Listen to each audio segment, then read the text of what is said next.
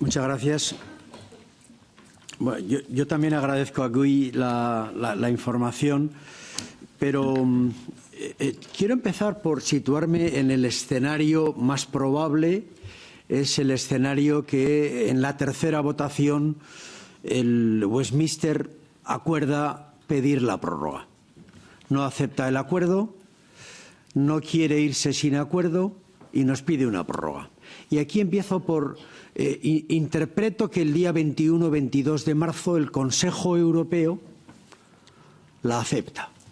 Y aquí discrepo, y lo lamento, de los razonamientos que acabo de dar Pedro Silva Pereira, porque muy probablemente, si esta situación se produce, es decir, si el Reino Unido nos pide una corta prórroga,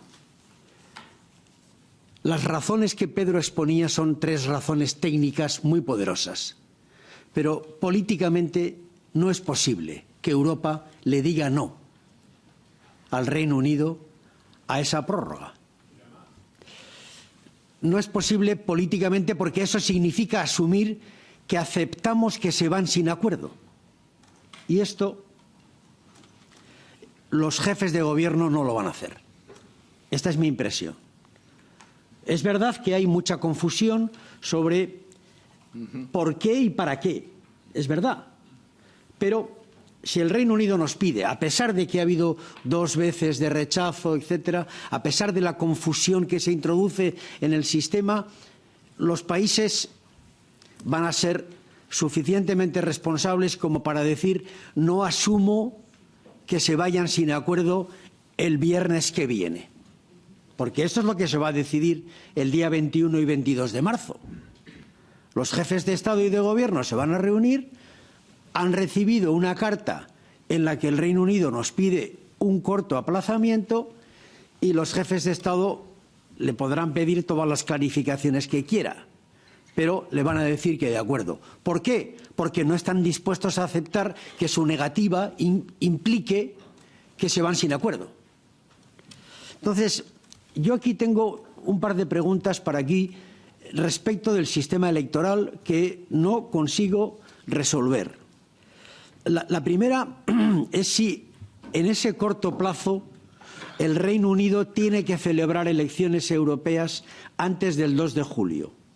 Es decir, antes, aunque no las haga el 26 de mayo, mi pregunta es, ¿pero forzosamente tiene que hacerlas antes del 2 de julio? Porque el 2 de julio se constituye el Parlamento nuevo y en ese Parlamento nuevo no están los británicos que, siendo un Estado miembro, si no se ha resuelto antes el problema, tienen derecho a estar.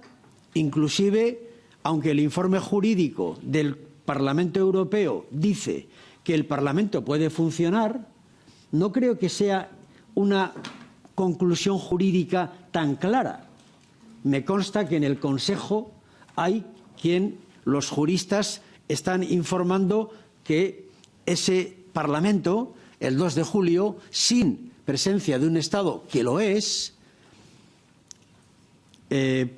puede no tener la legitimidad suficiente. Por tanto, primera pregunta aquí. Se supone que piden un aplazamiento corto, pero se supone que antes del 2 de julio, si hay un acuerdo, el Reino Unido tiene que celebrar elecciones. Si no hay un acuerdo, repito, si hay un acuerdo es porque han conseguido marcharse con acuerdo. Pero si no lo hubiera, tienen que convocar elecciones. Y esta es la pregunta que a mí personalmente me parece más preocupante del corto plazo en la prolongación. Y si el plazo es más largo, insisto en que no sé hasta qué punto es posible que el Reino Unido aplace su convocatoria electoral más allá del 2 de julio.